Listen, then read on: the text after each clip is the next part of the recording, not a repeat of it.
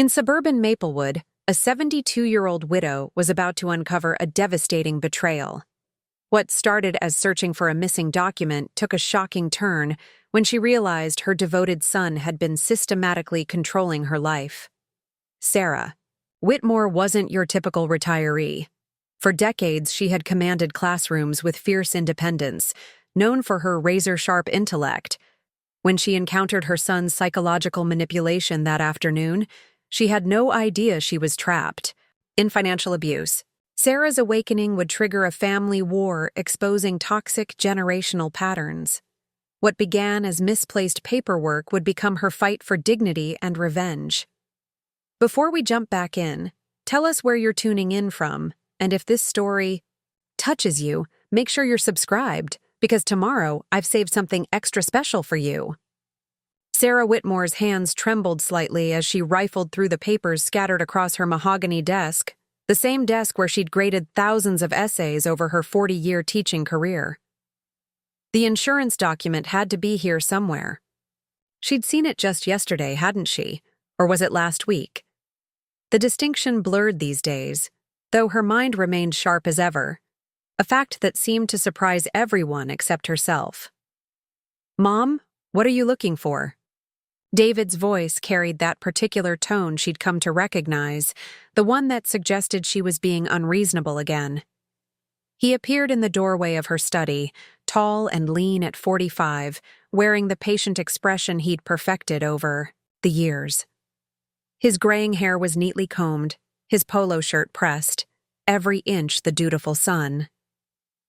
"The homeowner's insurance renewal," Sarah said, pushing aside a stack of medical bills with more force than necessary. "I know I put it somewhere safe, but I can't seem to." Her voice caught, frustration building in her chest like steam in a kettle. David stepped into the room with measured movements, his eyes already scanning the desk with practiced efficiency. "Remember what Dr. Peterson said about stress, Mom. It's not good for your blood pressure." He reached past her, his hand brushing hers aside as he lifted a manila folder. "Is this what you're looking for?" The document was right there, in plain sight, where she could have sworn she'd already looked twice. Sarah felt the familiar flush of embarrassment creep up her neck. Yes, thank you." The words tasted bitter. "You know, Dad used to do the same thing." David's voice softened with what sounded like sympathy. "Remember how he'd search everywhere for his reading glasses while they were sitting on top of his head? He'd get so worked up about it, just like you're doing now." The comparison hit Sarah like a physical blow. Harold had been showing signs of early dementia in his final years, something David knew perfectly well. She opened her mouth to object, to point out that misplacing a document wasn't the same as cognitive decline, but something in David's gentle, knowing smile made the words die in her throat. Her anger, so fierce just moments before, seemed to drain away like water through a sieve. "You're right," she heard herself saying, though part of her mind recoiled at the admission. "I shouldn't let myself get so worked up over nothing." From the kitchen doorway, Jessica looked up from her textbook, her 19-year-old face creased with an expression Sarah couldn't quite read. The girl had been living with them for the past semester to save money on college housing, and Sarah had grown fond of her granddaughter's quick wit and easy laughter. But lately, Jessica seemed subdued around her father, careful in a way that reminded Sarah uncomfortably of her own childhood. "Grandma, you weren't being—" Jessica started, but David turned toward her with that same patient smile. "Jess, honey, why don't you help me get lunch started? Your grandmother could probably use a few minutes to rest." It wasn't quite a command, but the underlying expectation was clear. Jessica's mouth opened as if to protest, then closed again. She gathered her books without another word, shooting Sarah a look that might have been apologetic, or something else entirely. As their footsteps faded toward the kitchen, Sarah remained at her desk, staring at the insurance document in her hands. She should feel grateful. David had solved her problem, calmed her down, reminded her to take care of herself. He was a good son. Everyone said so. The neighbors, the doctors, even her own children. Margaret called from Los Angeles every few weeks to check in, always asking how wonderful David was being, how lucky Sarah was to have him. So why did she feel so diminished? The doorbell rang, cutting through her thoughts. David's voice carried from the kitchen, already moving toward the front door. "I'll get it, Mom. You just rest." But Sarah was already pushing back from her desk, her teacher's instincts still sharp enough to recognize when someone was making decisions for her. She reached the front door just as David opened it, revealing a man about her own age with kind eyes and silver hair that caught the afternoon sunlight. "Good afternoon," the stranger said, his smile warm and genuine. "I'm Bobby Martinez. Just moved in next door.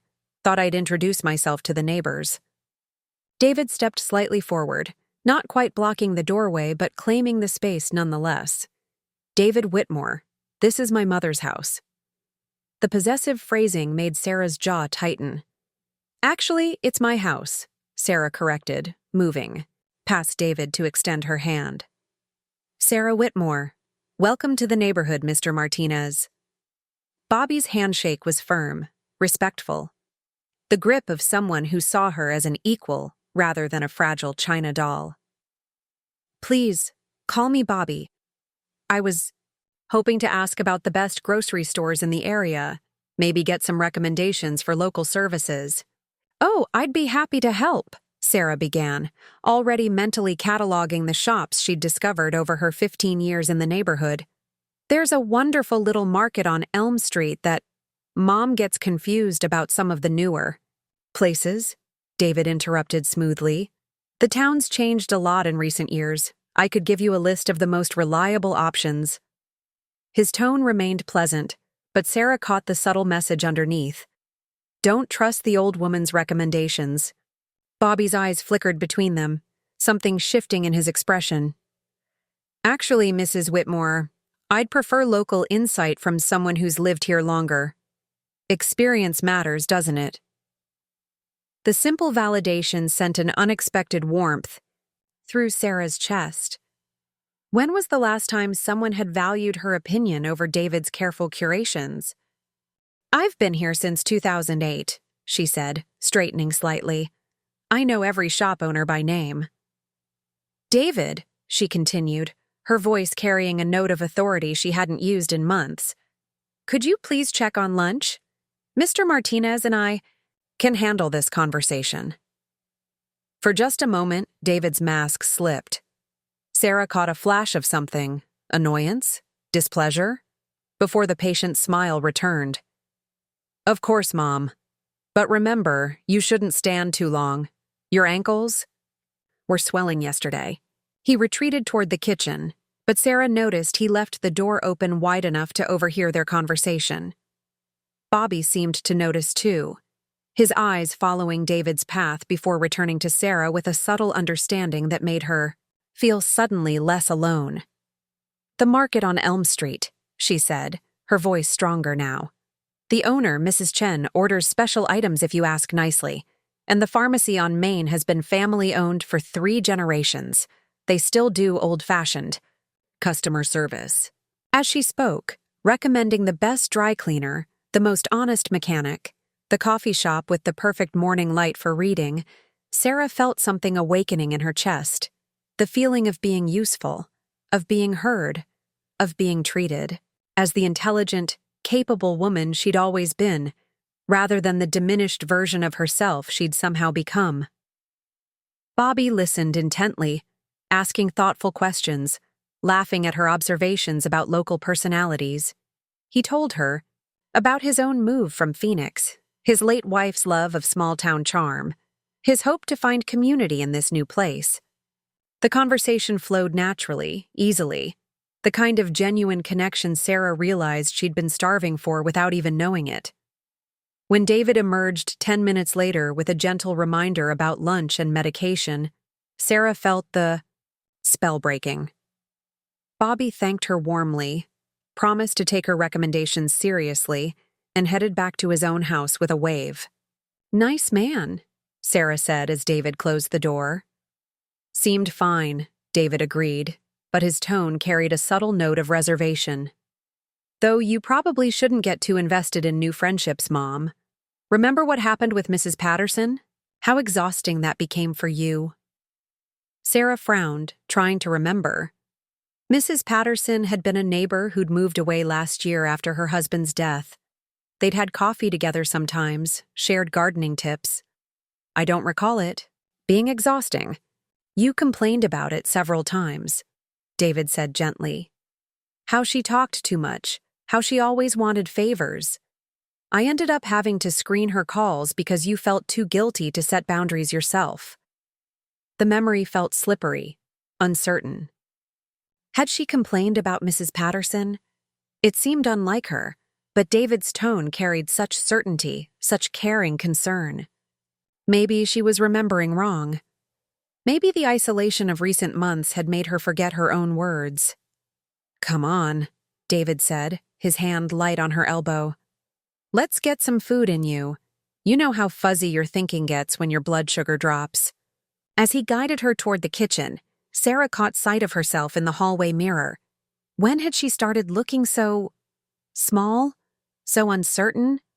The woman staring back at her bore little resemblance to the confident teacher who'd commanded.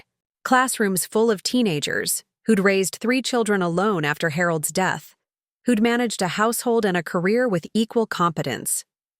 Over lunch, soup and a sandwich that David had prepared without asking what she wanted, Sarah found herself studying her son's face. The same gentle expressions, the same caring attention to her needs, the same subtle management of every detail. Everything about him screamed devoted caregiver. So why did she feel like she was disappearing a little more each day? Jessica picked at her salad, her eyes moving between her father and grandmother with an expression Sarah was beginning to recognize. The girl saw something too, though she seemed as puzzled by it as Sarah herself. Dad, Jessica said suddenly, maybe Grandma would like to choose her own lunch sometimes. You know, like normal people do. David's laugh was warm, indulgent. Of course she can choose, sweetheart, but your grandmother's been having trouble with decisions lately. Too many options can be overwhelming at her age. I'm just trying to make things easier. I'm sitting right here, Sarah said quietly, but neither of them seemed to hear her. The afternoon passed in its usual pattern, David checking her medication, schedule, organizing her mail, fielding a phone call from someone at the bank with practiced efficiency, all helpful, all caring, all completely beyond her input or control. That evening, as David settled her in front of the television with her preferred shows already selected, Sarah felt a familiar calm settling over her.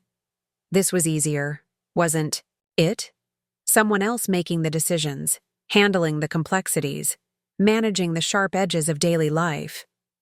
David was protecting her from stress, from confusion, from the overwhelming nature of modern existence. But as the evening news began, featuring stories about political tensions and economic uncertainty, Sarah found herself thinking about Bobby Martinez's respectful handshake, his genuine interest in her opinions, the way he'd looked at her as if she were still a person worth knowing. The contrast was unsettling in ways she couldn't quite articulate.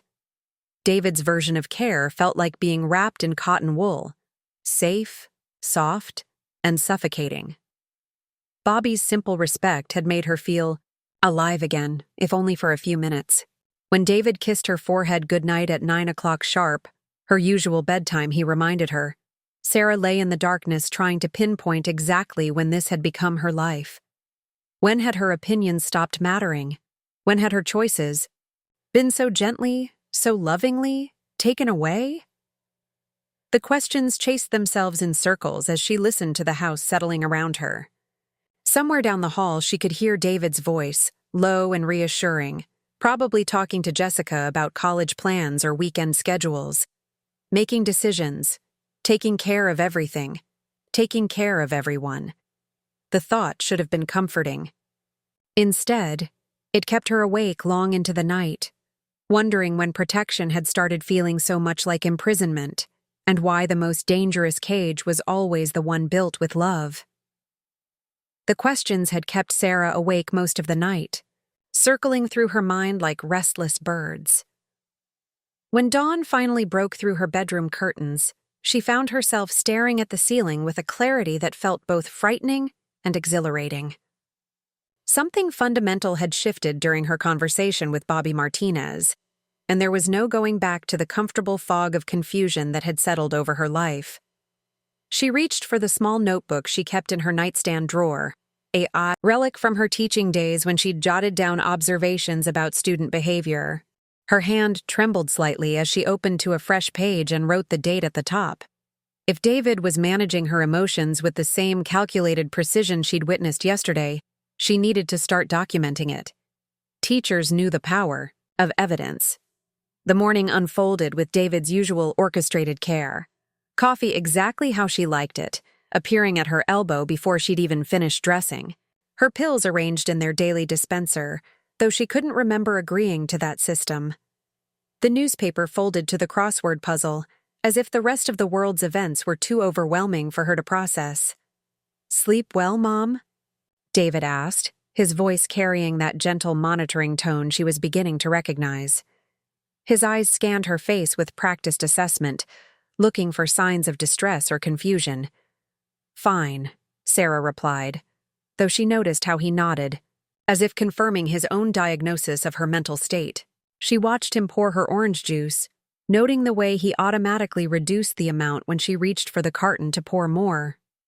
"I was thinking I might drive to the library today. It's been a while since I've browsed the new releases." David's hand paused on the coffee pot. "Are you sure that's wise? You seemed so tired yesterday after your conversation with the neighbor. And you know how those library parking lots can be, so crowded and confusing." Sarah frowned. The library parking lot had never been confusing to her, even during the busiest weekend rushes. "I've been driving to that library for 15 years, David." "Of course you have," he agreed smoothly. "I just worry about you pushing yourself too hard." "Remember what Dr. Foster said about conserving your energy? Why don't I drive you this afternoon if you really want to go? We could make it a nice outing." There it was again. That subtle redirection from independence to dependence. Wrapped in concern and medical authority, Sarah made a mental note for her journal. "I think I'll manage on my own, thank you." Something flickered across David's expression before the patient smile returned. "Whatever makes you comfortable, Mom. I'll just worry the whole time, but I suppose that's my burden to bear." The guilt landed exactly where he'd aimed it. Sarah felt the familiar weight settling on her shoulders, the sense that her desire for autonomy was somehow selfish, burdensome. But this time, she recognized the manipulation for what it was. The realization sent a chill through her veins. Jessica appeared in the kitchen doorway, her backpack slung over her shoulder and her phone clutched in her hand with white knuckles. The girl's usual morning chatter was notably absent, replaced by an anxious energy that made Sarah's teacher instincts prickle with concern. "Morning, sweetheart," Sarah said. "You look worried about something." Jessica glanced at her father before answering. "Just school stuff. Big test today." But her eyes darted to her phone again, and Sarah caught the way David's attention sharpened. "Everything okay with your friends?" David asked, his tone deceptively casual. "No drama keeping you up at night?" "No, Dad. Everything's fine." Jessica's response was too quick, too defensive. She moved toward the door with obvious haste. "I should get going. Don't want to be late." "Jess?" David called after her, his voice carrying a subtle command. "Remember what we talked about regarding social media boundaries. It's important to maintain privacy, especially about family matters." Jessica froze in the doorway, her shoulders tensing. "I know, Dad. I'm not posting anything inappropriate." "Of course not. I just want to make sure you understand how easily things can be misinterpreted online. People might get the wrong idea about our family dynamic, especially with your grandmother's adjustment period." Sarah felt the words hit like ice water. "Adjustment period? What adjustment period?" David turned to her with that same gentle expression. Just the normal process of aging, Mom. Dr. Foster mentioned it's common for people your age to go through periods of confusion and resistance to help. Nothing to worry about. But Sarah was very worried indeed. When had Dr. Foster discussed any such thing? When had her natural independence been reframed as confusion and resistance? And why was David coaching Jessica about what to share with the outside world? After Jessica left, practically fleeing, Sarah noted, David busied himself with his morning routine of managing Sarah's life. He sorted through her mail before she could touch it, explaining that he was just screening out the junk and scams. He answered her phone when Margaret called from Los Angeles, providing updates on Sarah's health and daily activities as if she weren't sitting 3 feet away. Preparing and narrating this story took us a lot of time, so if you are enjoying it, subscribe to our channel. It means a lot to us. Now back to the story. Mom's doing well, she heard him say, his voice carrying into the kitchen where she sat with her untouched breakfast. A little more forgetful lately, but that's expected. Dr. Foster says it's important to maintain routine and minimize stress. No, she's napping right now. The medication makes her tired in the mornings. Sarah wasn't napping. She wasn't even tired. But when she moved toward the phone to correct David's lies, he held up a gentle hand. Wait, his expression said. Let me handle this. By the time he finished the call, Sarah felt invisible in her own life. Margaret had received a carefully curated version of her existence, one that painted her as increasingly frail and dependent. How many other conversations had happened without her knowledge? How many decisions had been made about her care, her future, her autonomy, while she sat obliviously in another room? That afternoon, while David ran errands he claimed were too stressful for her to manage, Sarah retrieved her journal and began documenting everything she could remember. The gradual changes in her daily routine, the way her social connections had been quietly severed, the increasing medicalization of normal aging processes, the subtle but constant message that her own perceptions couldn't be trusted. Dr. Amanda Foster's office called just as Sarah was writing down her observations about the morning's manipulation.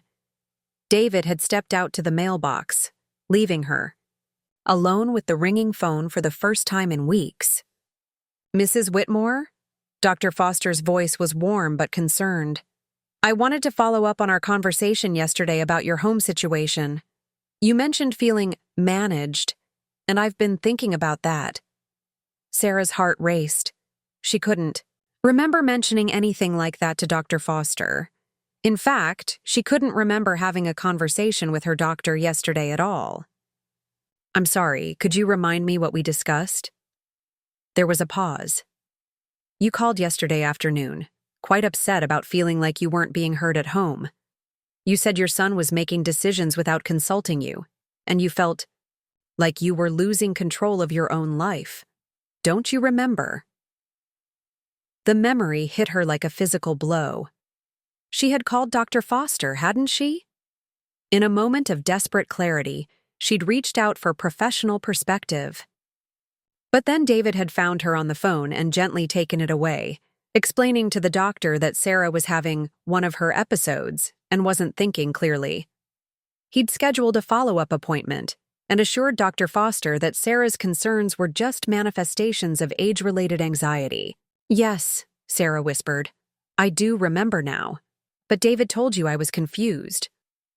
Mrs. Whitmore, Dr. Foster's voice carried a new sharpness. In my experience, patients who are genuinely confused don't typically have such specific concerns about autonomy. They also don't demonstrate the kind of clear thinking you're showing right now. I think we need to have a more detailed conversation about your home environment.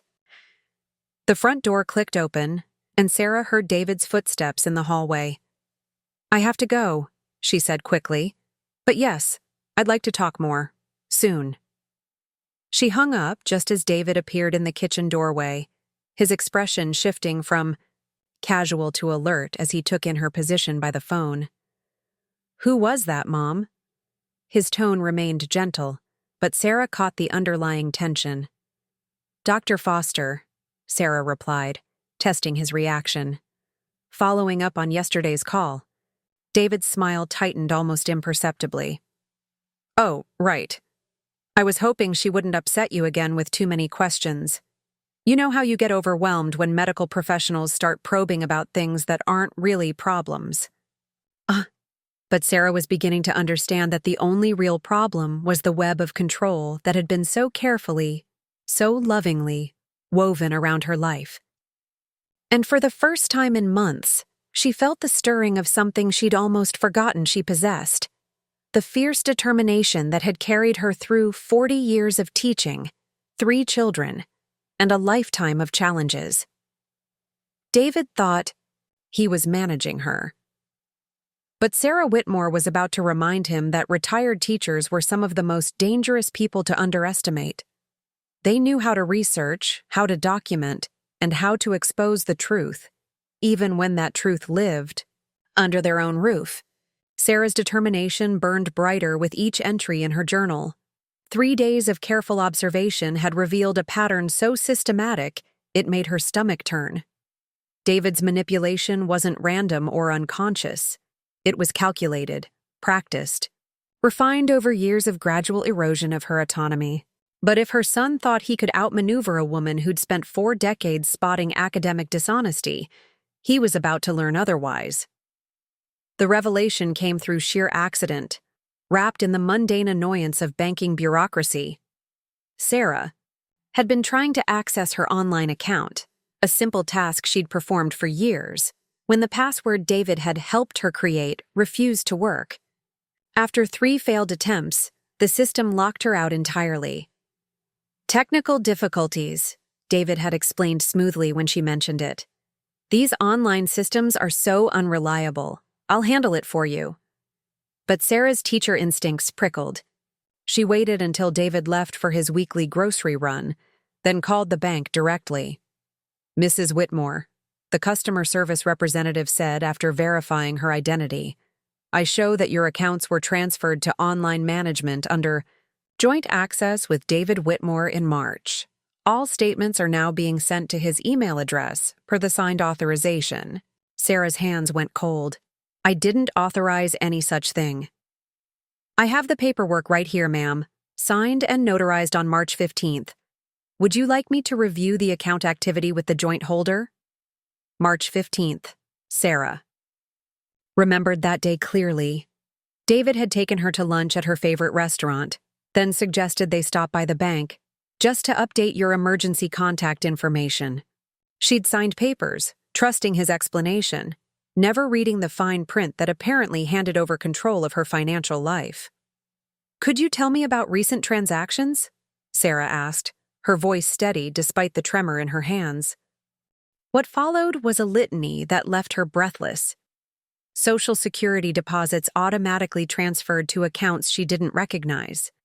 Investment dividends redirected without her knowledge. Even her small pension payments had been rerouted through David's careful management.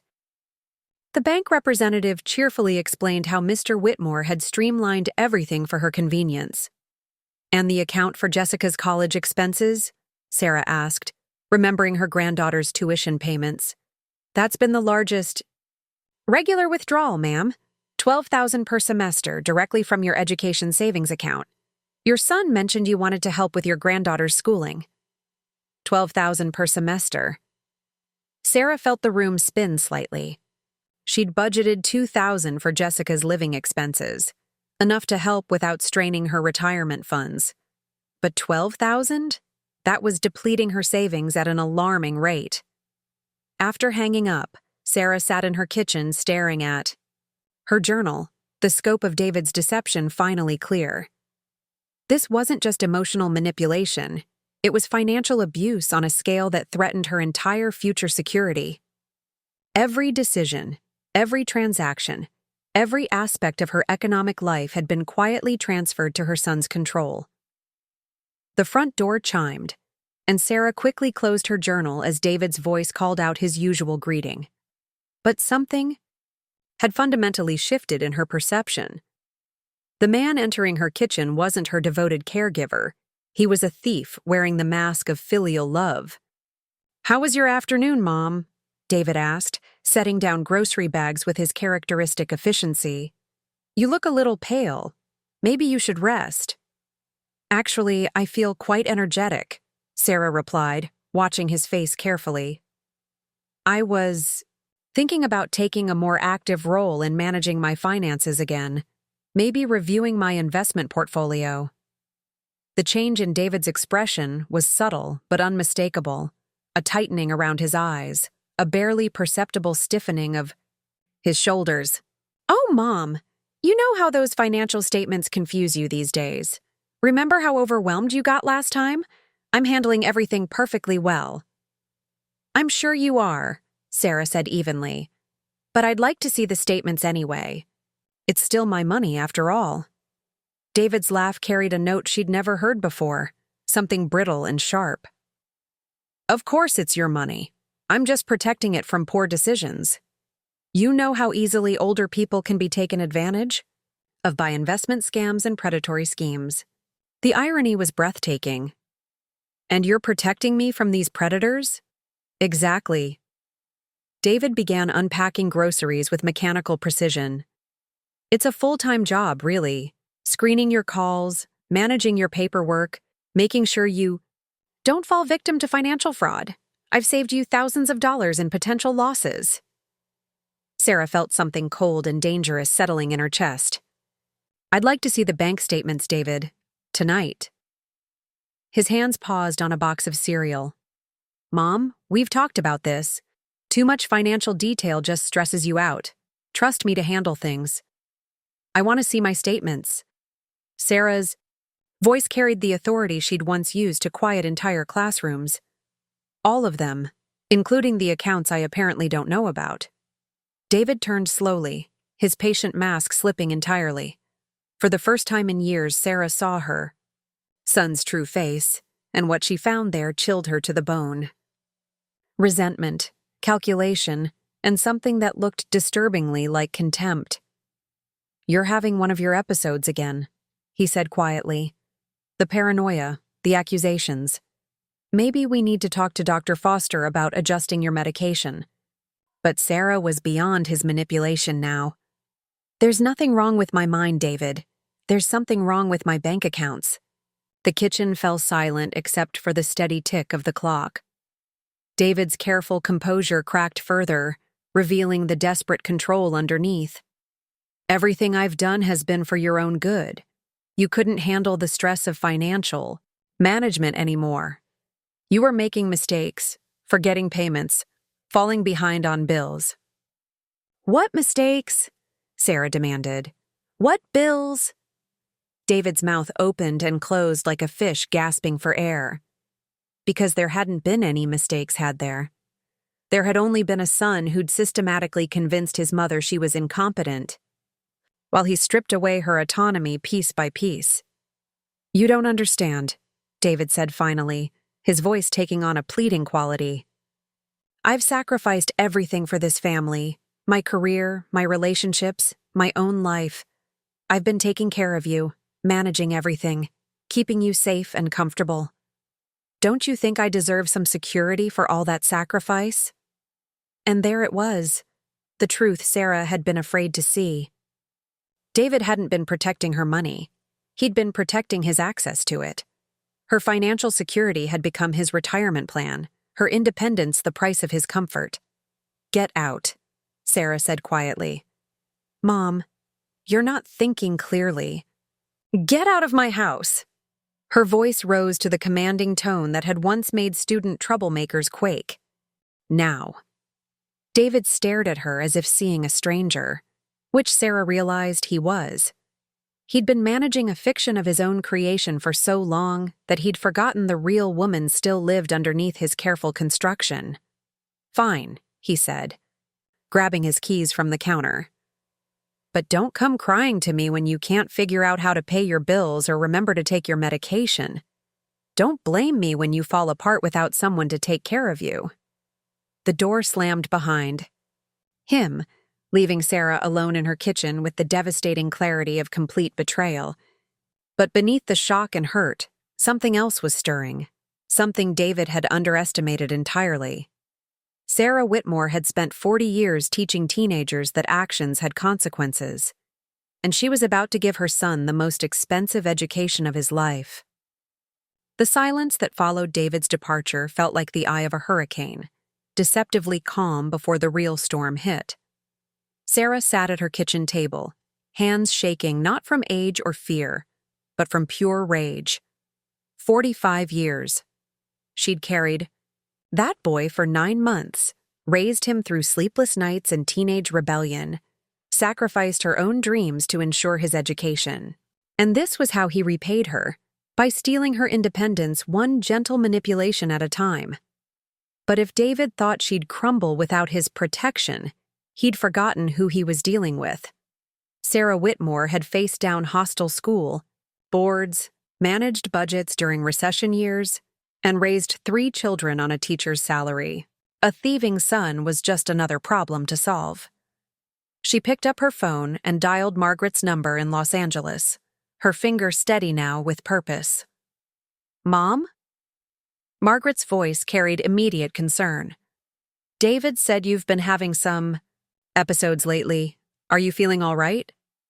"Margaret Rose Whitmore Chen," Sarah said, using the full name that had commanded attention since her daughter was 5 years old.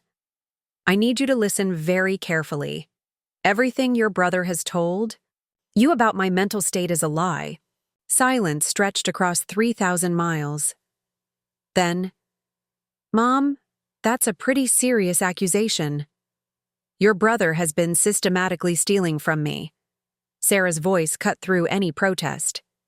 "He's diverted my Social Security, pension, and investment income into accounts I didn't authorize. He's been charging $12,000 per semester for Jessica's college expenses while telling me it was $2,000. And he's convinced everyone, including you, that I'm mentally incompetent to cover his tracks. That's..." Margaret's legal training kicked in, her voice sharpening. "Those are very specific allegations.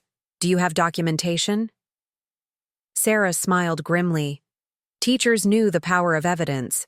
"I have bank records, signed authorizations I was tricked into, and a journal documenting months of psychological manipulation.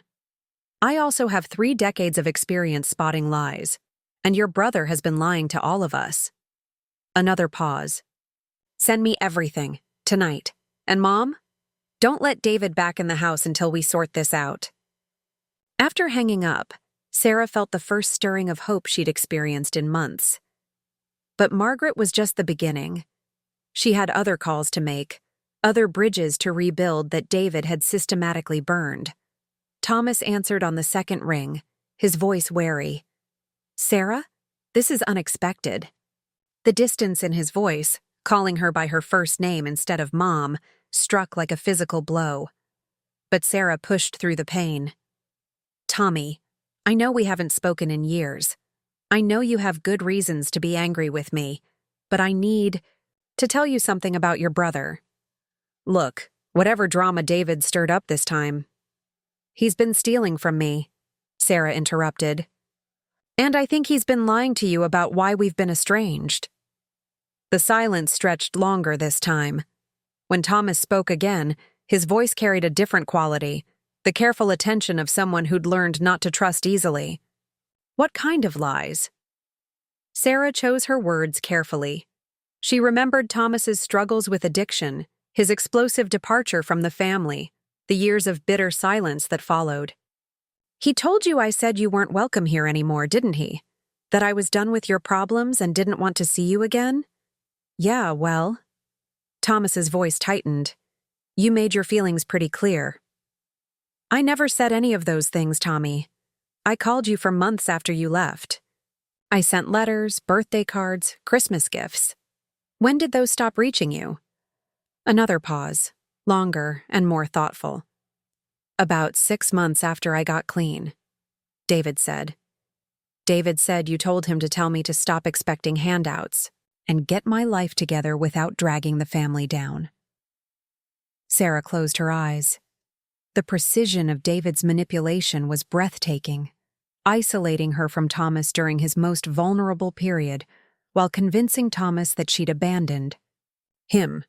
"I've missed you every single day for 7 years. I have a drawer full of birthday cards I wrote but couldn't send because I didn't know where you were living." She heard Thomas breathe unevenly across the line. "Jesus, Sarah." "Mom, how long has this been going on?" "I'm still figuring that out. But I need allies right now, and despite everything that's happened between us, you're still my son. If you're willing to help me expose what David's done, maybe we can finally have that conversation we should have had years ago." "I'm in Phoenix," Thomas said after a moment, "but I can be there by tomorrow night. And Mom, I'm sorry. I should have tried harder to reach you directly." "We both made mistakes," Sarah replied. "But David made choices. There's a difference." As the afternoon wore on, Sarah felt the stirrings of something she'd forgotten she possessed: agency. Real, tangible power to shape her own destiny. She called her bank and requested emergency access to her accounts, using her social security number and mother's maiden name to verify her identity. She contacted a locksmith to change her door. Locks. She even called Bobby Martinez and asked if he might recommend a lawyer specializing in elder financial abuse. "Actually," Bobby said, his voice warm with concern, "my daughter handles exactly those kinds of cases. Would you like me to give her your number?" For the first time in months, Sarah felt like she was building instead of being torn down. Jessica returned from classes just as the locksmith finished installing new deadbolts. The girl's face crumpled when she saw the truck in the driveway and her grandmother's determined expression. "Grandma, what's happening? Dad called me crying, saying you'd kicked him out for no reason." Sarah guided Jessica to the living room, noting how the girl's shoulders relaxed slightly once they were away from potential eavesdropping spots. "Sweetheart, how much is your college tuition?" "About $4,000 a semester with books and fees. Why?" "Because your father has been telling me it costs $12,000 and charging my accounts accordingly." Jessica's face went white. That's not possible. Dad wouldn't. Your father has been stealing from me for months, possibly years. And I think you've seen signs of it too, haven't you?" The girl's composure finally cracked. "He controls everything," she whispered. "My phone, my social media, who I can talk to. He says it's for safety, but it feels like I'm in prison sometimes. And the way he talks to you, like you're not even here." Tears started flowing freely. "I thought I was going crazy." Sarah pulled her granddaughter close, feeling the girl's thin shoulders shake with suppressed sobs. "You're not crazy, sweetheart. You're seeing clearly. The question is, are you willing to help me fight back?" Jessica pulled away, wiping her eyes with a fierce determination that reminded Sarah powerfully of herself at 19. "What do you need me to do?" As evening approached and Sarah heard David's car pull into the driveway, she felt ready for whatever came next. Her locks were changed, her allies were mobilizing, her evidence was documented and copied to people David couldn't manipulate. When David's key failed to work and he began pounding on the door, Sarah simply called through the wood, "You can. Pick up your belongings tomorrow afternoon. Jessica and I will be out and Margaret's lawyer will supervise." "Mom, please." David's voice cracked with desperation. "You're making a terrible mistake. You need me." Sarah pressed her face close to the door, her voice carrying 40 years of teaching authority. "No, David. You needed me. And you threw it all away for money." The war had begun. David returned at dawn, haggard and desperate, clutching a cardboard carrier of coffee and Sarah's favorite pastries from the bakery downtown. Through the kitchen window, Sarah watched him practice his approach, shoulders slumped in contrite defeat, face arranged in the expression of wounded devotion that had manipulated her for months. He still believed he could manage her, even now. Jessica sat at the breakfast table, her laptop open to bank statements Sarah had finally accessed. The numbers painted a devastating picture of systematic theft dressed as caregiving. 12 months of redirected income, inflated expenses, and fictional emergencies that had drained nearly $40,000 from Sarah's retirement accounts. "He's back," Jessica said quietly, closing the laptop. "Let him come," Sarah replied, her voice steady. She'd spent the sleepless night preparing for this moment, gathering evidence, steel-plating her resolve. The frightened woman David had created was gone. In her place sat the teacher who'd faced down hostile parents, incompetent administrators, and budget-slashing school boards. "Open the door when he knocks. It's time we finish this conversation." David's key scratched uselessly at the lock before he began knocking. Gentle, respectful taps that gradually increased in desperation. Sarah waited, letting him stew in uncertainty before nodding to Jessica. "Mom," David said the moment the door opened, his voice breaking with practiced emotion. "Thank God you're all right. I was so worried after yesterday. I brought your favorite—" "Sit down, David." Sarah's command cut through his performance like a blade. She remained seated at the kitchen table, forcing him to come to her rather than looming over her as he'd done for months. "We need to discuss your theft."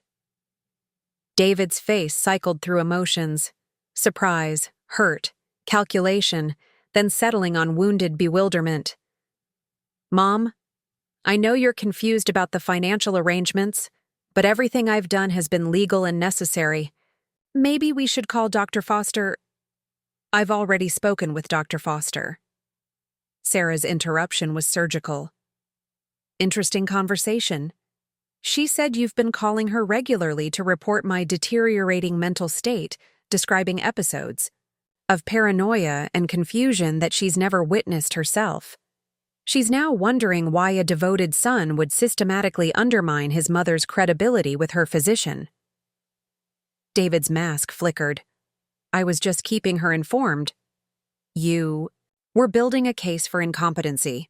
Sarah opened Jessica's laptop, turning it toward David. "Just like you built a case for taking control of my finances. March 15th, David. Remember that day? Lunch at Romano's, then a quick stop at the bank to update emergency contacts?" David's eyes fixed on the screen showing the financial power of attorney he'd tricked her into signing. For the first time, his composure genuinely cracked. "You needed help managing things. You were getting overwhelmed. I was managing perfectly well until you started convincing me I wasn't." Sarah's voice carried the authority of 40 years. "In classrooms." "Tell me about Jessica's tuition, David. Real numbers." "Mom, you don't understand." $4,000 per semester. That's what Jessica pays. You've been charging me $12,000 and pocketing the difference. $8,000 twice a year straight into your personal account. David shot a desperate look at Jessica, who stared back with undisguised disgust. "Jess, honey, your grandmother is having one of her episodes." "Stop." Jessica's voice cut like glass. "Just stop lying, Dad. I've seen the bank records. I know what you've been doing." She turned to Sarah. "Should I tell him about the other accounts?" Sarah nodded grimly. "The investment account you emptied last month, claiming it was for home repairs that never happened. The CD you cashed early, saying it was for my medical expenses when I haven't had any unusual medical costs. The Social Security checks you've been redirecting to your own account since February." Each revelation hit David like a physical blow. His carefully constructed world of justified caregiving was collapsing in real time. "You don't understand the sacrifices I've made," he said, his voice rising to a whine. "I gave up my career prospects to take care of you. I never married because I was here, managing your life, protecting you from making mistakes." "What mistakes?" Sarah's question was a scalpel cutting to bone. "What mistakes was I making before you decided to manage me?" David's mouth opened and closed soundlessly. "Because there had been no mistakes, no confusion, no incompetence, only a son who'd systematically created problems to solve, generated confusion to manage, invented crises to handle. You want to know what I understand? Sarah continued, her voice building to the crescendo that had once silenced entire auditoriums. I understand that you convinced yourself my independence was the price of your security, that my money was payment for services I never requested, that my autonomy was a burden you were entitled to lift from my shoulders. I was protecting you. David's mask finally shattered completely, revealing the desperate, bitter man underneath. From bad decisions, from predators, from your own stubbornness. Do you have any idea what it's like to watch your mother make the same mistakes your father made? The same inability to see scams? The same poor judgment about people? Your father never made those mistakes, Sarah said quietly. And neither have I. You created a fiction of my incompetence to justify your theft. David's face contorted with years of suppressed resentment. Fiction? You want to talk about fiction? How about the fiction that you were ever a good mother? How about the fiction that Thomas left because of his addiction, instead of because you drove him away with your constant criticism and impossible standards? The cruelty of it took Sarah's breath away, but she recognized it for what it was, a desperate attempt to regain control through emotional violence. Thomas and I spoke yesterday, she said calmly. He told me about the lies you've been feeding. Him. About how you convinced him I'd disowned him. Convinced me he'd rejected any contact. 7 years of separation because you needed us isolated from each other. David's face went ashen. That's not... I was protecting both of you from what? From healing? From reconciliation? From the kind of family relationships that might have questioned your version of reality? Jessica stood up abruptly, her chair scraping against the floor. I can't listen to this anymore. She looked at her father with a mixture of pity and revulsion. You made me complicit in this. You used me to spy on Grandma, to validate your lies about her condition.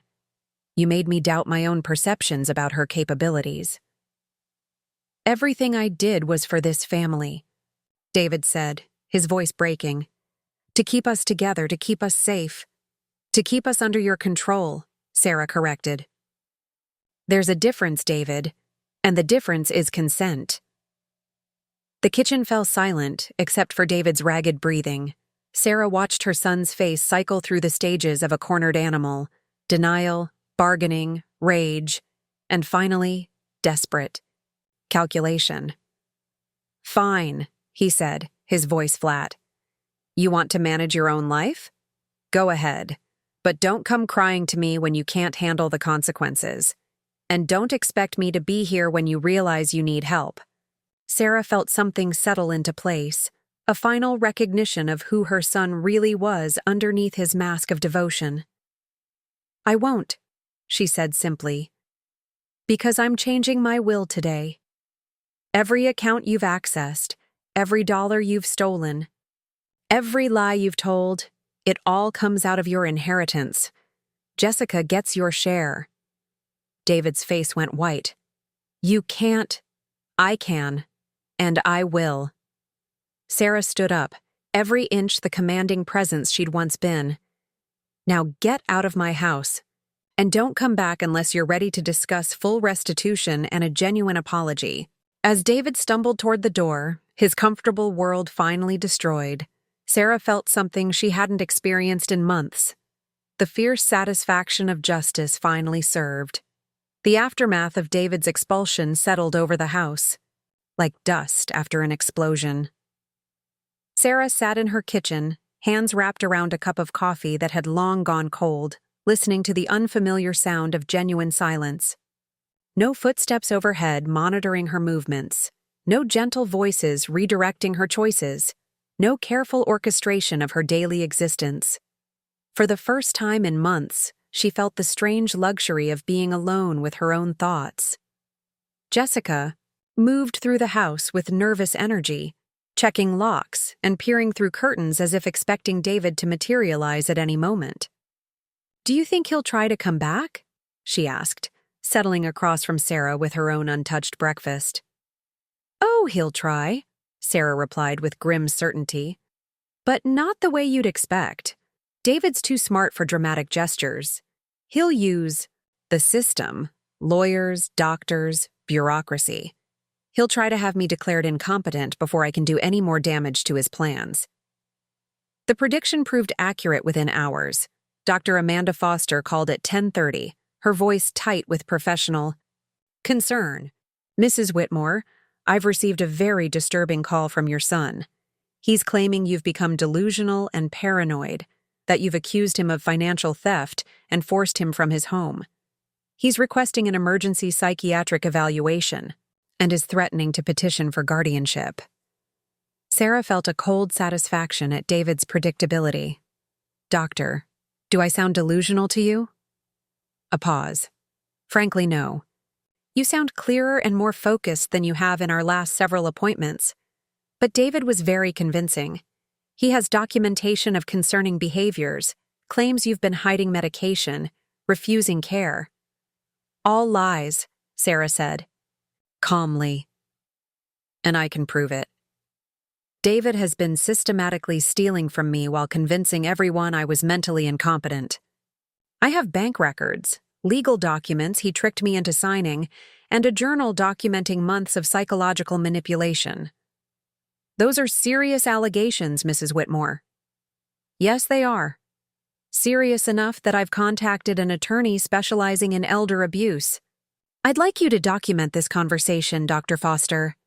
When David tries to use your medical opinion to support his guardianship petition, I want you to remember that the woman he claims is delusional was coherent enough to gather evidence and build a legal case against him."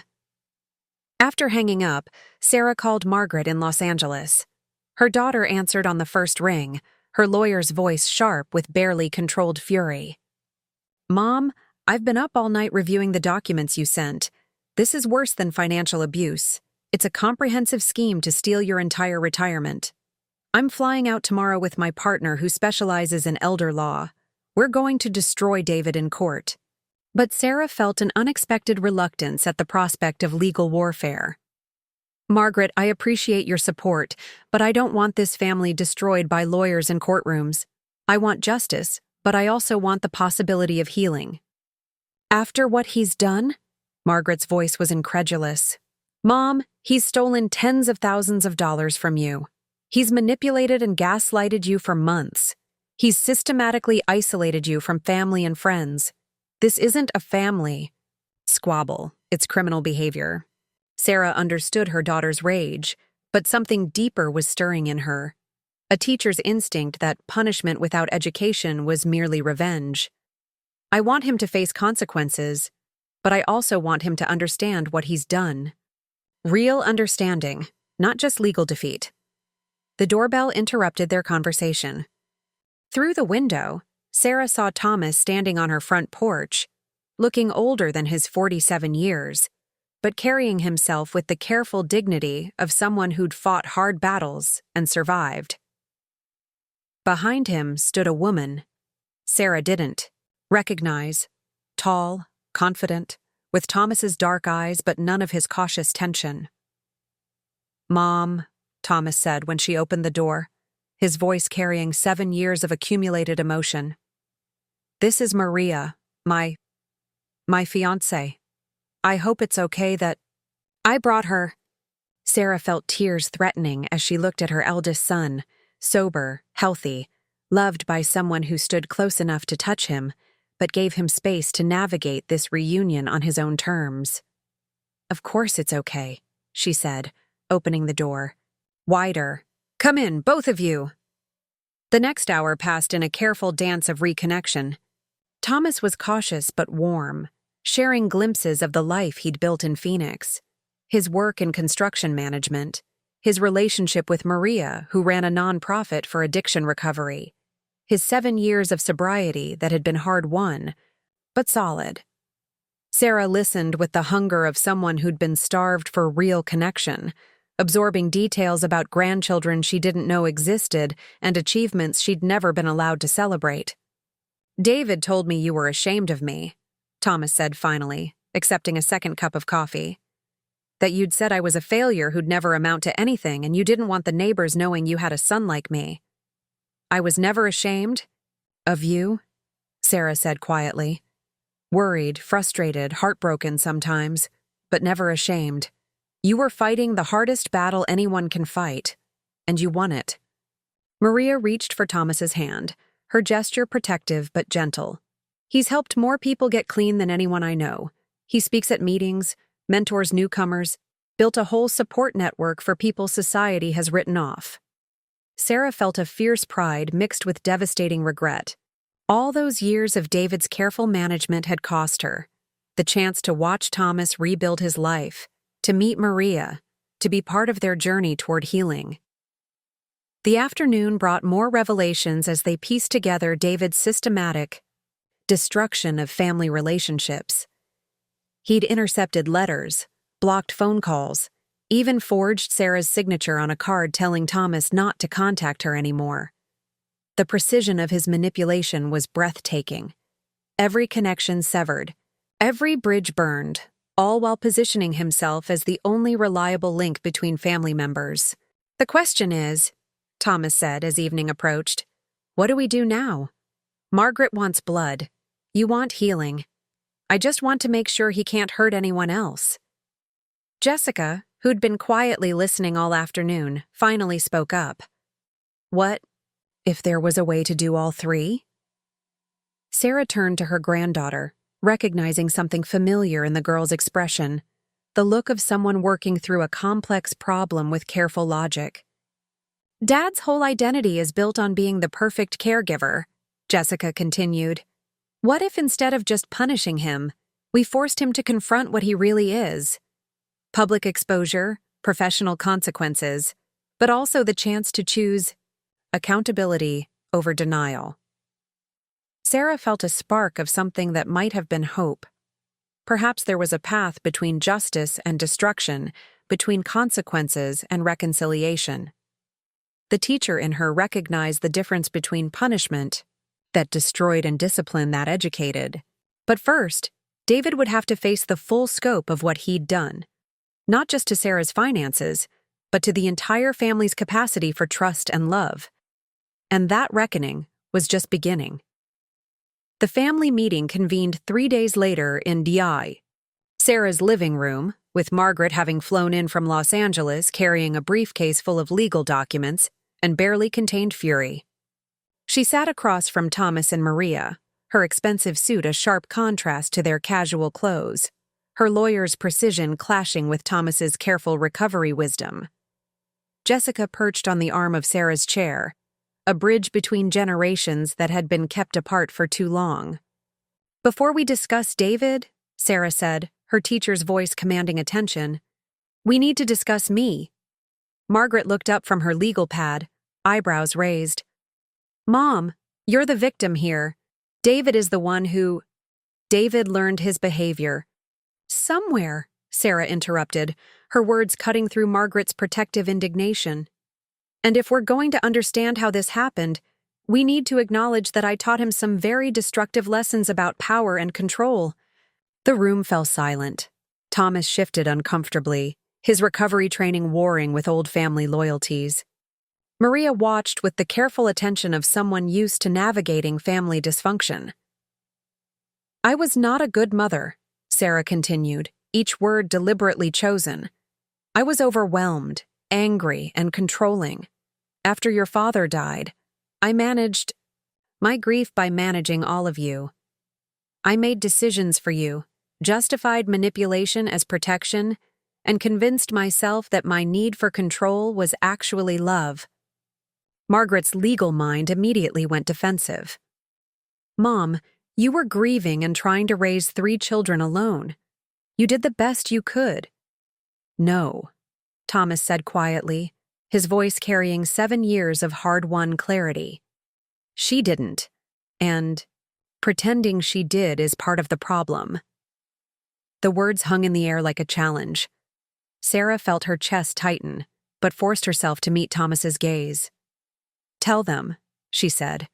"Tell them what it was really like." Thomas looked at Maria, who nodded encouragingly. "She was explosive," he said finally. "Not just angry, volcanic. She'd go from 0 to screaming in seconds, usually over something small. A messy room, a forgotten chore, grades that weren't perfect." He paused, gathering strength. But the real damage wasn't the yelling. It was afterward, when she'd calm down and act like nothing had happened. Or worse, when she'd cry and make us comfort her for losing her temper. Jessica shifted uncomfortably. "Dad does that too. The crying part, I mean. When he gets caught manipulating, he turns into the victim." "Because I taught him that pattern," Sarah admitted. "I taught all of you that emotions were weapons, that vulnerability was manipulation, that control was love." Margaret's defensive posture was cracking. "But you were under enormous stress." "So was David," Thomas pointed out. "He was just a kid trying to survive in a house where Mom's moods determined everyone's safety. Of course he learned to manage. Her emotions, his survival depended on it." Sarah felt the full weight of recognition settling over her. "David became my emotional manager because I made him responsible for my feelings. When I was angry, he learned to calm me down. When I was sad, he learned to cheer me up. When I was overwhelmed, he learned to take over." The pattern was devastatingly clear now. David hadn't suddenly become manipulative in middle age. He'd been practicing emotional management his entire childhood, learning to read Sarah's moods and adjust his behavior accordingly. The perfect son persona wasn't naturally occurring devotion. It was a survival mechanism refined over decades. "But there's a difference," Maria said gently, her professional experience evident. "Children who develop those survival skills can choose to change them as adults. David chose to weaponize them instead." "Did he choose?" Thomas asked. "Or was he so deep in the pattern that he couldn't see any other way to relate to people?" Margaret finally set down her legal pad. "Are you seriously suggesting we should feel sorry for him after what he's done?" "I'm suggesting," Thomas replied with hard-earned wisdom, "that understanding why people do terrible things is different from excusing those things. David's childhood explains his behavior, but it doesn't justify stealing from his mother or isolating her from family." Sarah felt a memory surfacing. David at 8 years old, carefully monitoring her face during a parent-teacher conference, his small hand patting her arm when the teacher mentioned his struggles with math. "You don't need to worry about this, Mommy," he'd whispered. "I'll practice more at home." Even then, he'd been managing her emotions instead of expressing his own needs. "The question," Jessica said with startling maturity, "is whether Dad can acknowledge what he's become and choose to change, or whether he's too invested in being the victim to take responsibility." Dr. Foster had agreed to facilitate a family session, but only if David voluntarily participated. When Sarah called him, his response was immediate and predictable: confusion, hurt, and accusations that she was being manipulated by Thomas and Margaret. "I'm the one who's been taking care of you," David protested. "I'm the one who sacrificed everything for this family. And this is how you repay me? By believing lies from the son who abandoned us and the daughter who moved across the country?" "David," Sarah said quietly, "I want to understand how we got here, but that requires honesty about both of our contributions to this dysfunction." "My contributions?" David's voice rose. "What contributions? I've been nothing but devoted to you." "You've been devoted to controlling me," Sarah corrected. "Just like I was devoted to controlling all of you when you were children. The difference is that I'm acknowledging my mistakes." The conversation ended with David hanging up in fury, but Sarah felt oddly hopeful. For the first time in decades, her family was having honest conversations about their shared dysfunction instead of maintaining the fiction that good intentions justified harmful behavior. That evening, as Thomas helped her organize financial documents and Margaret drafted legal papers. Sarah felt something she hadn't experienced since Harold's death: the possibility of genuine family intimacy based on truth rather than careful management. "Do you think he'll come around?" Jessica asked as they prepared for bed. Sarah considered the question carefully. "I think David will have to choose between being right and being in relationship with us. And honestly, I don't know which he'll choose." But for the first time in years, Sarah was at peace with uncertainty. She'd spent too much of her life trying to control outcomes, manage other people's choices, and force reconciliation through sheer will. David would have to find his own way to accountability and healing. The only question was whether he still had the courage to look honestly at what he'd become, and whether that honest look would destroy him or finally set him free. 3 weeks into therapy, Sarah sat in Dr. Patricia Helm's office staring at a box of tissues she hadn't yet needed. The initial sessions had been about facts, documenting David's manipulation, understanding the scope of financial abuse, building a framework for legal proceedings. But today felt different, heavier, as if they were finally approaching the molten core beneath years of careful construction. "Tell me about the night Harold died," Dr. Helm said gently, her experienced eyes noting how Sarah's hands unconsciously clenched at the mention of her husband's name. Sarah had told this story before, to friends, to other therapists, to herself, but always in the sanitized version that cast her as the grieving widow who'd courageously held her family together. The truth was messier, more shameful, and infinitely more relevant to understanding how David had learned to manage her emotional storms. "I screamed at him," Sarah said quietly. "The night before he had his heart attack. He'd forgotten to pick up Margaret from soccer practice, and I was so tired, so overwhelmed with juggling everything that I just exploded. I told him he was useless, that I couldn't count on him for anything, that I was raising 4 children instead of 3. The memory felt sharp as broken glass. Harold standing in their kitchen at 42 years old, his face crumpling. Under the weight of her fury, David watching from the stairs in his Batman pajamas, learning that love could turn to cruelty in seconds. "He had the heart attack 12 hours later," Sarah continued. "At his office alone, while I was at parent-teacher conferences. The last words I said to him were that he was a disappointment." Dr. Helm leaned forward slightly. "And David witnessed that fight?" "David witnessed all my fights. With Harold, with neighbors, with other parents at school.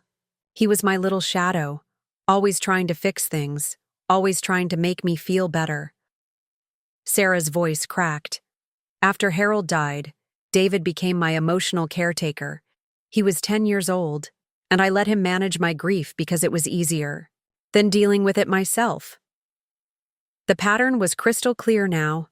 A traumatized child learning that his survival depended on managing his mother's emotional instability, developing skills that would serve him well as a caregiver but poison him as an adult. Meanwhile, across town, David sat in his own therapist's office, though his version of therapy looked markedly different. Dr. James Rodriguez specialized in family dynamics, but David had chosen him specifically because he worked with elder care situations and had a reputation for understanding the challenges faced by adult children caring for aging parents. "She's turned them all against me," David said, his voice carrying the wounded bewilderment he'd perfected over decades. "Everything I've done has been for her benefit, and now she's convinced Thomas and Margaret that I'm some kind of criminal." Dr. Rodriguez had been carefully reviewing the financial documents David had reluctantly provided, along with the family statements Sarah's lawyer had shared as part of the court proceedings. The numbers told a story that David's narrative couldn't quite explain away. "David, I want to understand your perspective, Dr. David became my emotional manager because I made him responsible for my feelings. When I was angry, he learned to calm me down. When I was sad, he learned to cheer me up. When I was overwhelmed, he learned to take over." The pattern was devastatingly clear now. David hadn't suddenly become manipulative in middle age.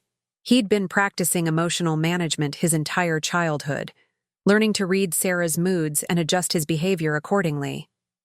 The perfect son persona wasn't naturally occurring devotion.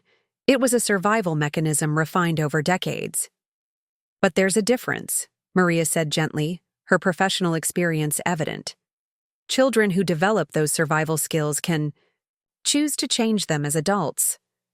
David chose to weaponize them instead. Did he choose? Thomas asked.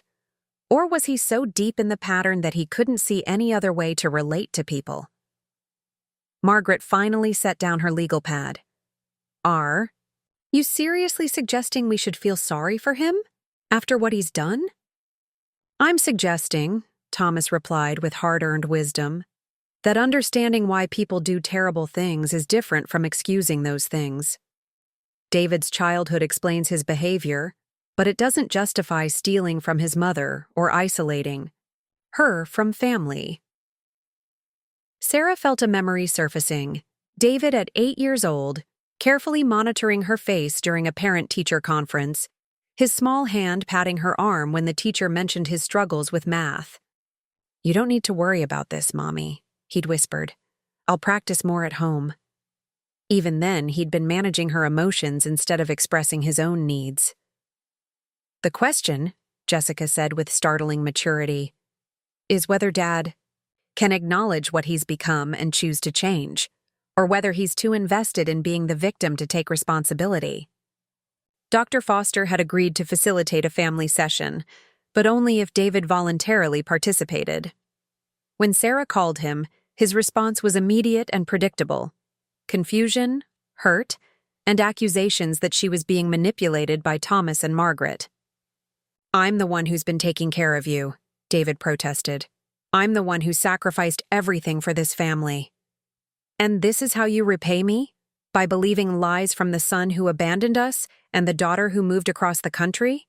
David, Sarah said quietly, I want to understand how we got here, but that requires honesty about both of our contributions to this dysfunction. My contributions? David's voice rose. What contributions? I've been nothing but devoted to you. You've been devoted to controlling me, Sarah corrected. Just like I was devoted to controlling all of you when you were children. The difference is that I'm acknowledging my mistakes. The conversation ended with David hanging up in fury, but Sarah felt oddly hopeful. For the first time in decades, her family was having honest conversations about their shared dysfunction instead of maintaining the fiction that good intentions justified harmful behavior. That evening, as Thomas helped her organize financial documents and Margaret drafted legal papers, Sarah felt something she hadn't experienced since Harold's death: the possibility of genuine family intimacy based on truth rather than careful management. Do you think he'll come around? Jessica asked as they prepared for bed. Sarah considered the question carefully. I think David will have to choose between being right and being in relationship with us. And honestly, I don't know which he'll choose. But for the first time in years, Sarah was at peace with uncertainty. She'd spent too much of her life trying to control outcomes, manage other people's choices, and force reconciliation through sheer will. David would have to find his own way to accountability and healing. The only question was whether he still had the courage to look honestly at what he'd become, and whether that honest look would destroy him or finally set him free. 3 weeks into therapy, Sarah sat in Dr. Patricia Helm's office staring at a box of tissues she hadn't yet needed. The initial sessions had been about facts, documenting David's manipulation, understanding the scope of financial abuse, building a framework for legal proceedings. But today felt different, heavier, as if they were finally approaching the molten core beneath years of careful construction. Tell me about the night Harold died, Dr. Helm said gently, her experienced eyes noting how Sarah's hands unconsciously clenched at the mention of her husband's name. Sarah had told this story before, to friends, to other therapists, to herself, but always in the sanitized version that cast her as the grieving widow who'd courageously held her family together. The truth was messier, more shameful, and infinitely more relevant to understanding how David had learned to manage her emotional storms. "I screamed at him," Sarah said quietly. "The night before he had his heart attack. He'd forgotten to pick up Margaret from soccer practice, and I was so tired, so overwhelmed with juggling everything that I just exploded. I told him he was useless, that I couldn't count on him for anything, that I was raising 4 children instead of 3. The memory felt sharp as broken glass. Harold standing in their kitchen at 42 years old, his face crumpling. Under the weight of her fury, David watching from the stairs in his Batman pajamas, learning that love could turn to cruelty in seconds. "He had the heart attack 12 hours later," Sarah continued. "At his office alone, while I was at parent-teacher conferences. The last words I said to him were that he was a disappointment." Dr. Helm leaned forward slightly. "And David witnessed that fight?" "David witnessed all my fights. With Harold, with neighbors, with other parents at school. He was my little shadow, always trying to fix things, always trying to make me feel better." Sarah's voice cracked. "After Harold died, David became my emotional caretaker.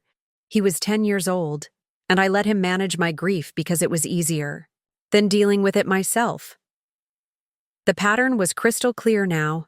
A traumatized child learning that his survival depended on managing his mother's emotional instability, developing skills that would serve him well as a caregiver but poison him as an adult. Meanwhile, across town, David sat in his own therapist's office, though his version of therapy looked markedly different.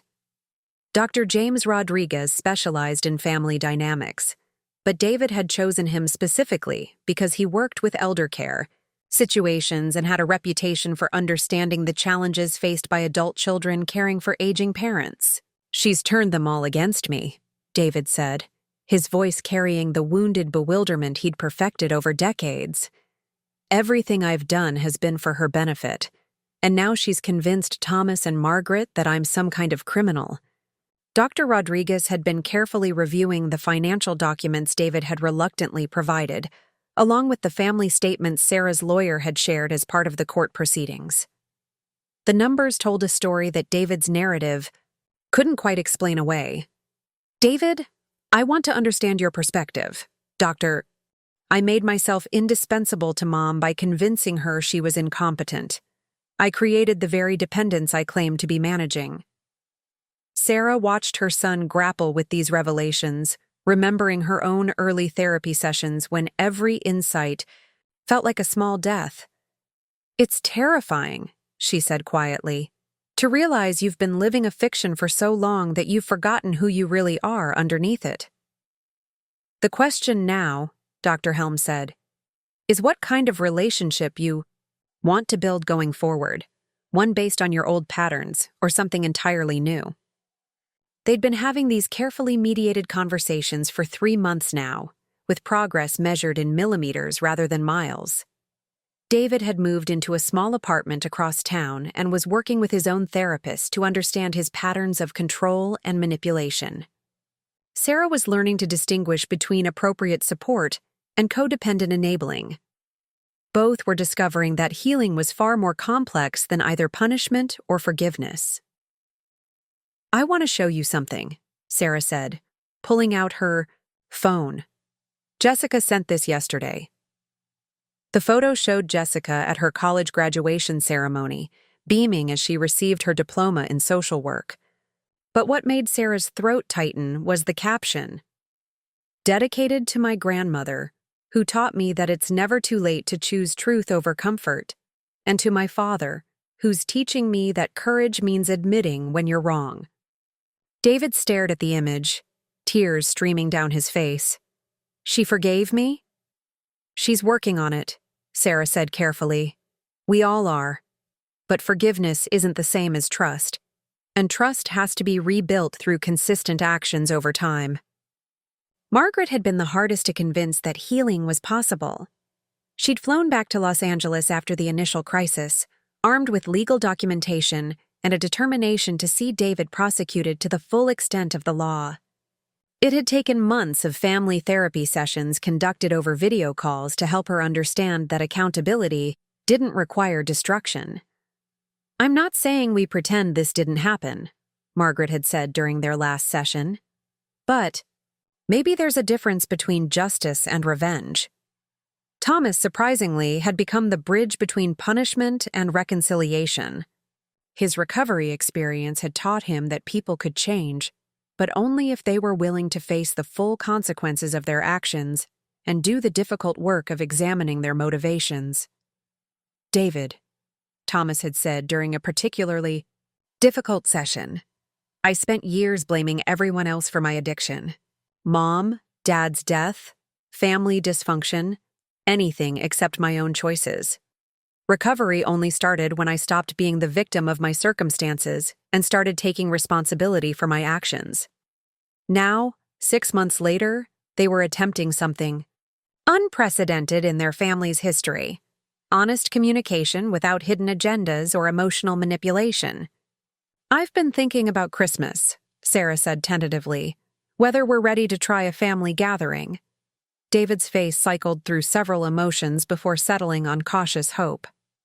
"I'd like that, but I understand if the others aren't ready." "Margaret's planning to come out with her family," Sarah continued. "Thomas and Maria, too.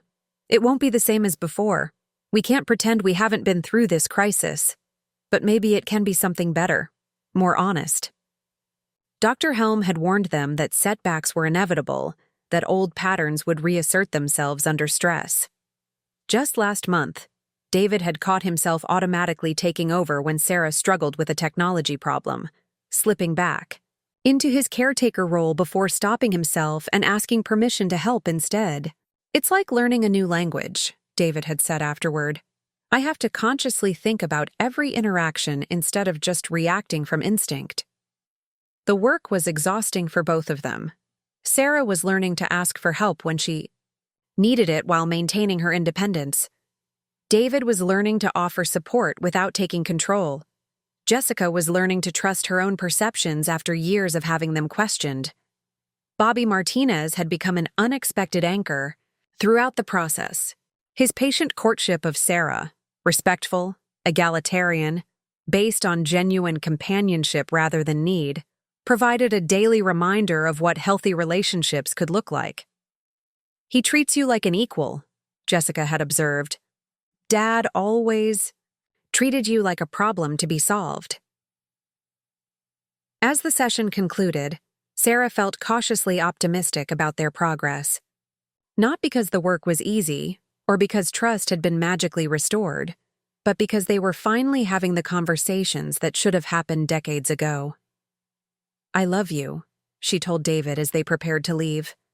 "That never changed. Even when I couldn't trust you. But love without respect isn't enough to build a relationship on." David nodded, understanding the distinction. "I'm learning to love you without needing to control you. It's harder than I expected, but it feels more honest." Walking to their separate cars, Sarah reflected on how much had changed since that first day when she'd questioned David's management of her life. The woman who'd been afraid to access her own bank accounts was now planning a wedding with Bobby for the following spring.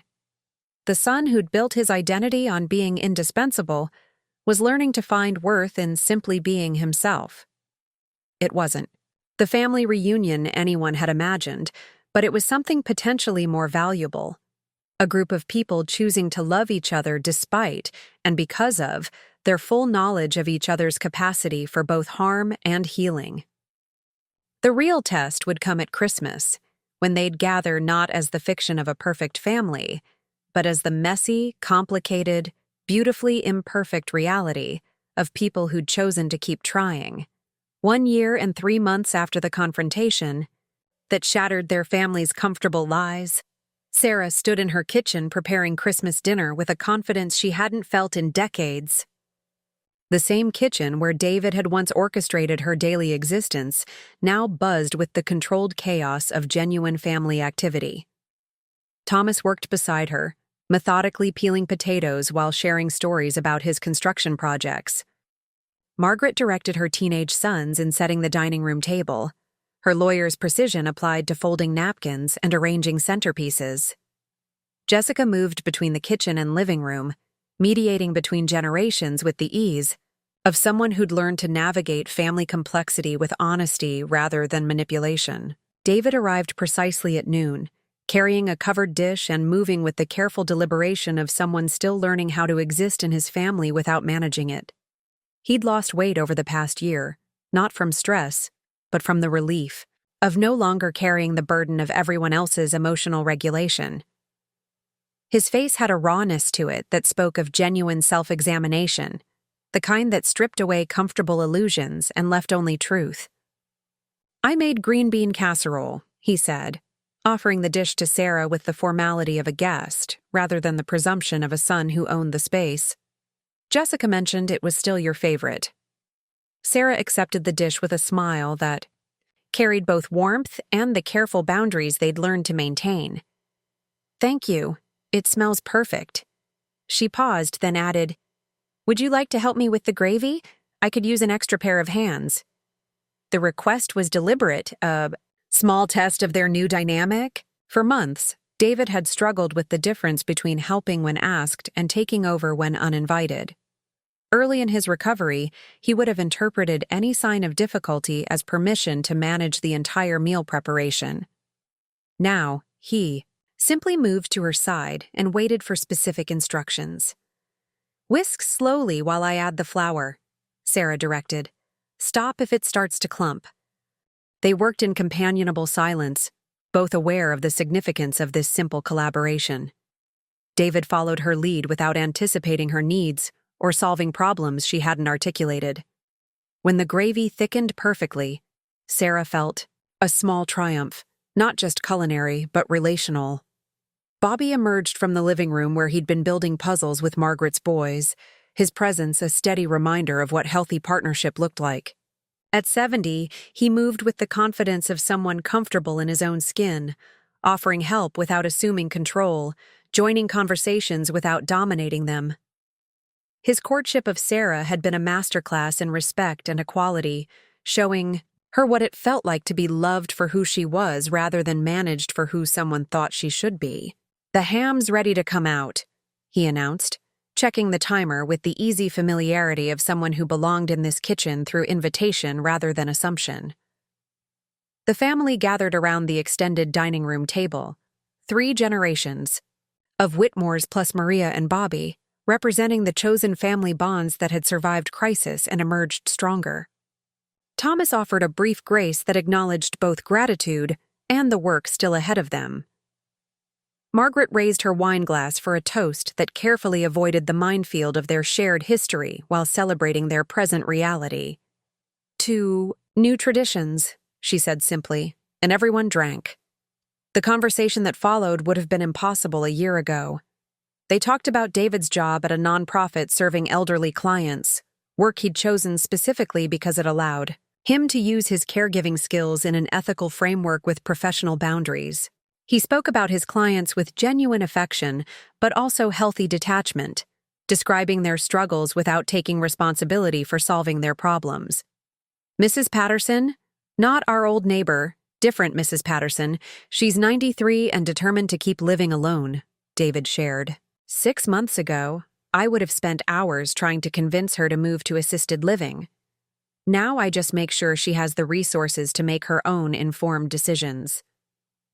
Sarah recognized the growth in that distinction.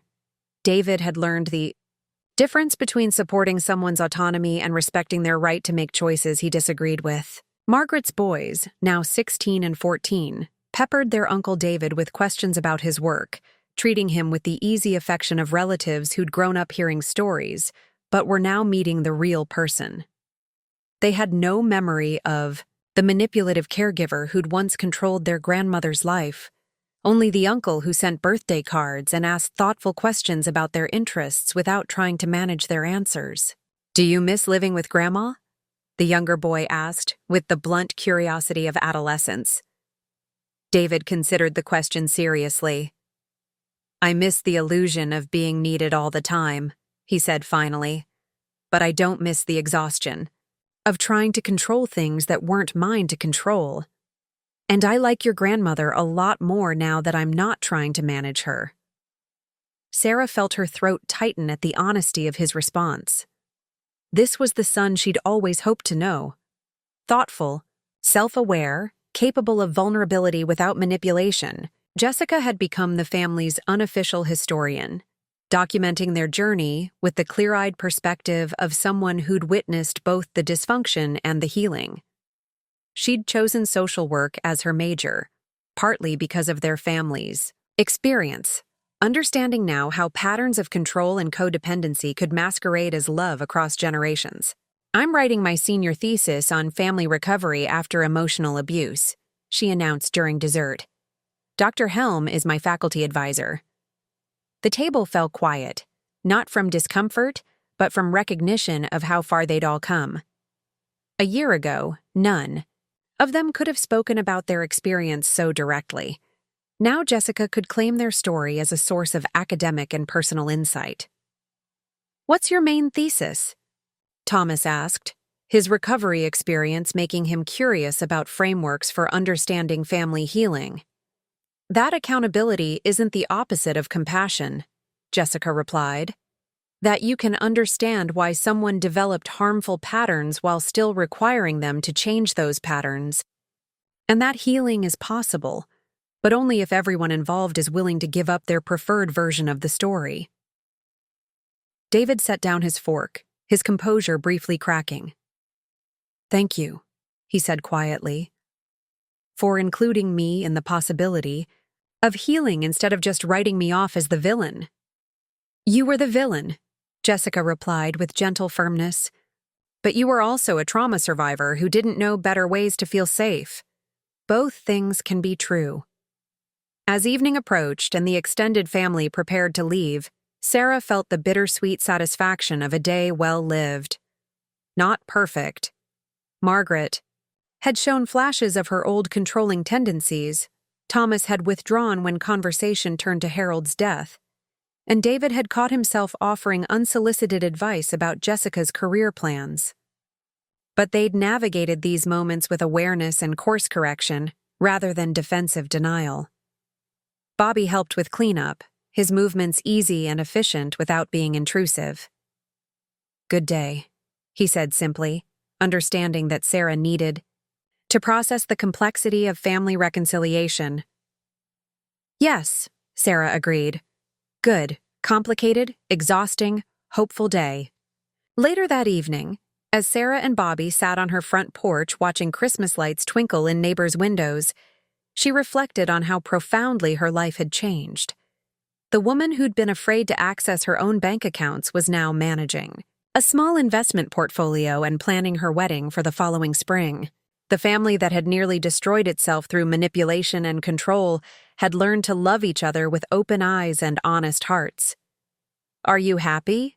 Bobby asked, his question carrying no agenda beyond genuine curiosity about her well-being. Sarah considered the question carefully. Happiness felt too simple a word for the complex mixture of satisfaction, grief, hope, and ongoing work that characterized her life now. I'm authentic, she said finally. For the first time in decades, I'm living as myself rather than as someone else's version of who I should be. David's monthly restitution payments arrived like clockwork, each one accompanied by a brief note updating her on his life and therapy progress. He'd started dating someone, a social worker named Elena who understood trauma and boundaries. Sarah had met her briefly and been struck by how David behaved around her. Attentive without being controlling, helpful without being presumptuous, vulnerable without being manipulative. The legal consequences of David's financial abuse had been significant but not devastating. He'd avoided criminal charges through the restitution agreement, but his name had been reported to elder abuse registries, effectively ending any future career in elder care management.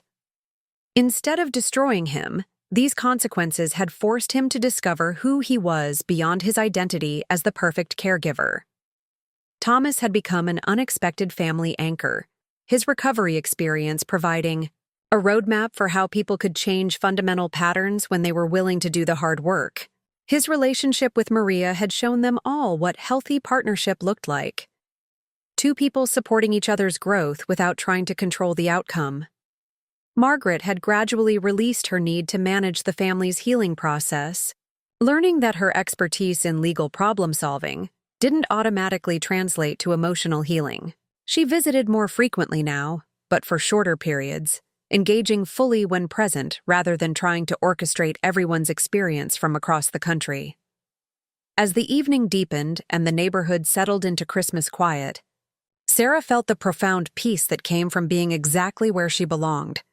Not in the false harmony they'd maintained through manipulation and control, but in the messier, more honest reality of people who'd chosen to keep loving each other despite, and because of, their full knowledge of each other's capacity for both harm and healing.